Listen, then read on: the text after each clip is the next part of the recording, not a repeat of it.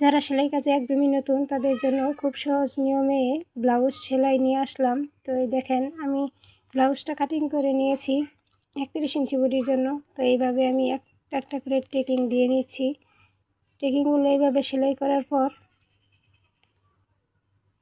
একটা করে বাতিক দিয়ে দিচ্ছি প্রত্যেকটা টেকিংয়ের উপরেই। এই দেখেন এইভাবে টেকিং দিয়ে নিচ্ছি। এবার আমি মাঝখানের টেকিংটা এইভাবে দিয়ে দিব।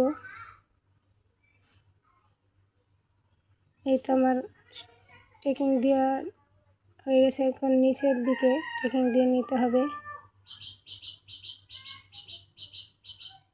মাপ অনুযায়ী আমি টেকিংগুলো দিয়ে নিচ্ছি। আপনারা 31 ইঞ্চি 31.5 ইঞ্চি বডির জন্য এইভাবে ব্লাউজটা সেলাই করবেন। অন্য কোনো ভিডিওতে আমি ব্লাউজ কাটিংয়ের ভিডিওটা দিয়ে দিব। যার যার ভিডিও লাগবে কমেন্ট করবেন, অবশ্যই রিপ্লাই দেওয়ার চেষ্টা করব, রিপ্লাই ভিডিও দেওয়ার চেষ্টা করব।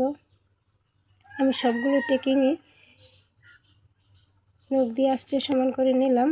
এবার আমি পিছনের পাটের এই টেকিংগুলো দিয়ে নিচ্ছি।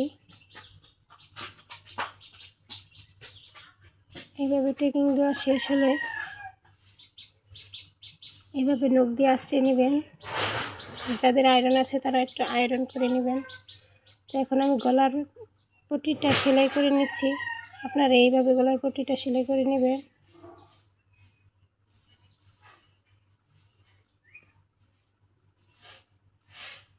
এভাবে আমি দুইটা গলার পট্টি একসাথে সেলাই করে নিচ্ছি। ভিডিওটা একটু লং হলেও দেখবেন, তাহলে অবশ্যই বুঝতে পারবেন যে কীভাবে সেলাই করলে ভালো হবে। তো আমি এইভাবে গলায় সেট করে নিচ্ছি এই পটির কাপড়টা।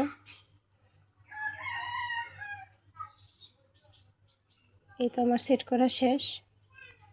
এখন আমি অন্যটাও সেট করে নেব। এভাবে ধরে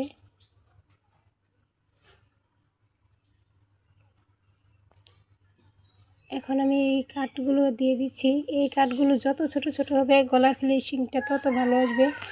গলার ফিনিশিংয়ের জন্য এই কাটটা অনেক প্রয়োজন। এইভাবে ছোট ছোট করে কাট করে দেবেন। এখন আমি একটা চাপ সেলাই দিয়ে দিলাম। এখন নখের সাহায্যে আমি সমান করে নিব। এই দেখেন কত সুন্দর ফিনিশিং এসেছে গলায়। তো এখন আমি এই গলাটা সেলাই করে নিব। এখানে চাইলে অনেকে সুই দিয়েও সেলাই করতে পারেন। তো আমি মেশিন দিয়ে সেলাই করলে ভালো লাগে, তাই আমি মেশিন দিয়ে সেলাই করে নিচ্ছি। এভাবে আমি দ্বিতীয় গলাটাও লাগিয়ে নিয়েছি অফ ক্যামেরাতে। এই তো দেখেন এই কাটগুলো যত ঘন হবে তত গলার ফিনিশিং আসবে। তো এইভাবে দুইটা গলা সেট করার পর আমি কান্দি দুইটা একসাথে এইভাবে সেলাই দিয়ে নিচ্ছি। এখানে একটা বাতিক দিয়ে দিলাম। এইখানেও শুরুর ক্ষেত্রে আমি বাতিক দিয়ে দিলাম। এভাবে আমি ডবল সেলাই দিয়ে দিলাম, কারণ এখানে অনেক প্রেশার পড়ে, তাই যে কোনো গলাতেই ডাবল সেলাই দিতে হয়। এখন আমি হাতাটা সেলাই করে নিচ্ছি। এইভাবে হাতাটা সেলাই করে নেবেন। পাড়ের যে কাপড়টা সেই কাপড়টা আমি হাতার মুড়ির ওই দিকে রেখেছি, তার জন্য আমাকে অন্য বাড়তি কোনো ভাঙা দিতে হলো না। তো এইভাবে সেলাই করে নেওয়ার পর আমি ডাবল সেলাই করে নিব দেখার সৌন্দর্যের জন্য।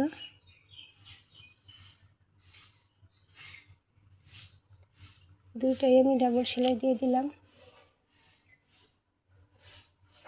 এই তো আমার হাতার কাপড়টা সেলাই করা শেষ।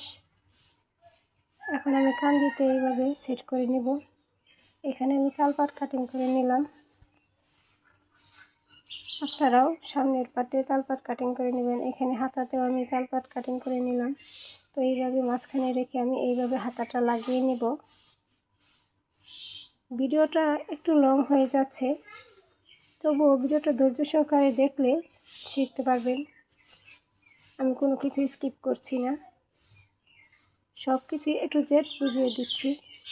তো এইভাবে গলাটা হাতার কাপড়টা সেলাই করার পর আমি ডাবল সেলাই দিয়ে দিচ্ছি।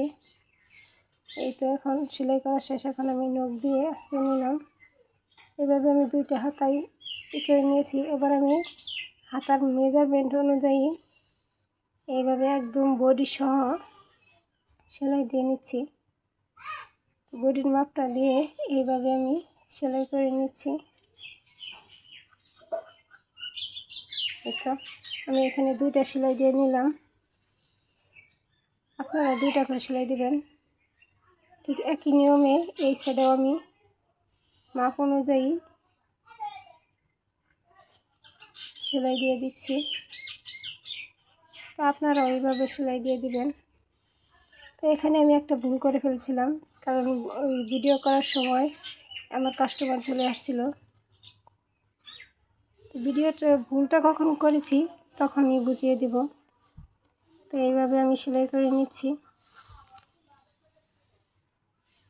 ভুলটা করেছি আমি এইখানে আমি সামনে না কেটে পিছনে কেটে ফেলেছিলাম, যার কারণে পরে অনেক কষ্ট করে আমি ব্লাউজটা ঠিক করেছি। তো এইভাবে আমি এখন বোতাম পেটির ঘর করে নিচ্ছি। এই তো দেখেন, এখানে আমি একটু কাপড় শর্ট পড়েছিল তাই একটু জয়েন দিলাম। এখন এইখানে বোতাম পেটির ঘর হবে, এখানে বোতাম বসবে, তার জন্য এখানে আমি বোতামের ঘরের জন্য সেলাই করে নিচ্ছি। সেলাই করার পর এইভাবে একটু নজ দিয়ে আঁচড়ে নিলাম।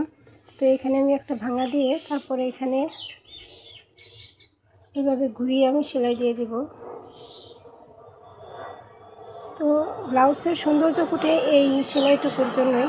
এই সেলাইটুকু যত ভালো হবে ব্লাউজের ফিনিশিংটা তত সুন্দর দেখা যাবে। তো এখানে আমি অনেক করে সেলাই দিয়ে দিচ্ছি। আপনারা ধৈর্য সহকারে ভিডিওটা দেখলে অবশ্যই ব্লাউজ কাটিং করতে পারবেন। কাটিং করার পর এইভাবে সেলাই দিয়ে দিবেন। এই তো আমি ঘরটা সেলাই করে নিলাম। এখন আমি যে বোতামের যে ঘরটা হবে সেখানে ঘরের জন্য আমি করব।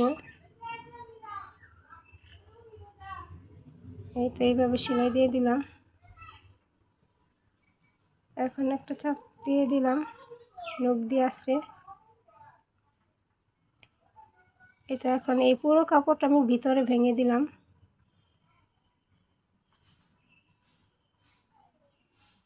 এখানে একটু কাপড় বাড়তি হয়ে গেছে তাই আমি এই কাপড়টা কেটে সমান করে নিলাম। এই দেখেন, এখন পুরো কাপড়টা আমি ভিতরে দিয়ে এখন একটা চাপ সেলাই দিয়ে দিচ্ছি। এই তো এইভাবে,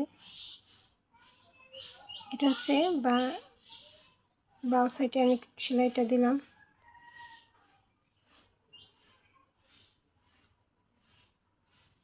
এই তো আমি কাপড়টা সমান করে কেটে নিলাম। এখন একটা ভাঁজ দিয়ে এখানে আমি সেলাই করে নিব। এখানে মূলত বোতামের ঘরটা তৈরি হবে। এই দেখেন,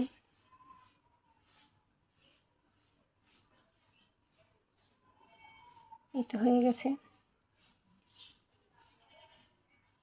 তো এখন আমি কেটে একটু সময় করে নিলাম। এখন নিচে আমি সেলাই দিয়ে দিব।